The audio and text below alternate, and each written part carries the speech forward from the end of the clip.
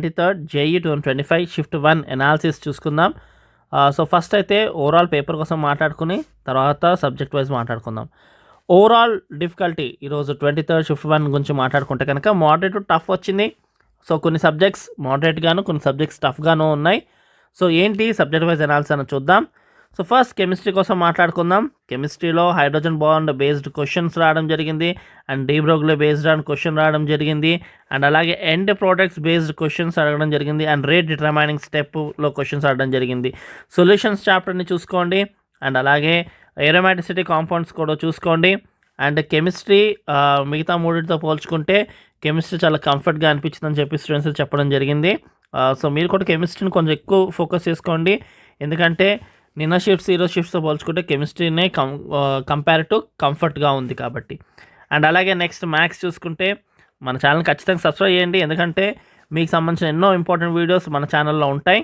అలాగే మీకు shift wise questions paper analysis ఇంకా కావాలంటే కింద కాలేజ్ దోస్తు వాళ్ళది వాట్సాప్ బూట్ ఇవ్వడం జరిగింది, ఖచ్చితంగా క్లిక్ చేసి చూడండి, మీకు చాలా హెల్ప్ అవుతుంది.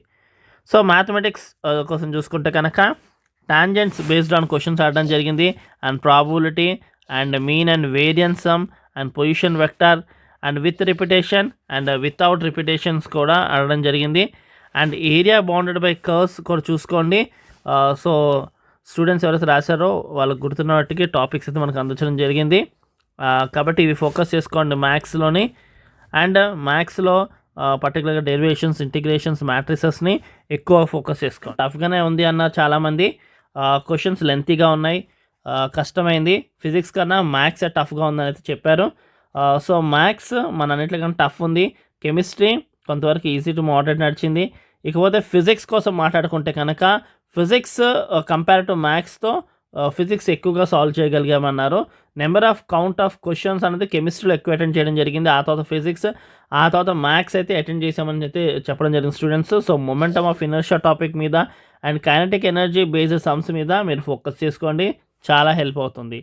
And next angle between the magnetic field, direction of magnetic field and mutual inductance topics కూడా చూసుకోండి, అవి మీ ప్రిపరేషన్కి చాలా హెల్ప్ అవుతుంది. సో మన ఛానల్ మీకు చాలా సపోర్ట్ చేస్తుంది కాబట్టి ఖచ్చితంగా సబ్స్క్రైబ్ చేసుకోండి. అలాగే మన ఇన్స్టా ఐడి ఇవ్వడం జరిగింది కింద డిస్క్రిప్షన్లో, ఖచ్చితంగా క్లిక్ చేసి ఫాలో చేయండి. Thank you for watching. Do share and subscribe our channel.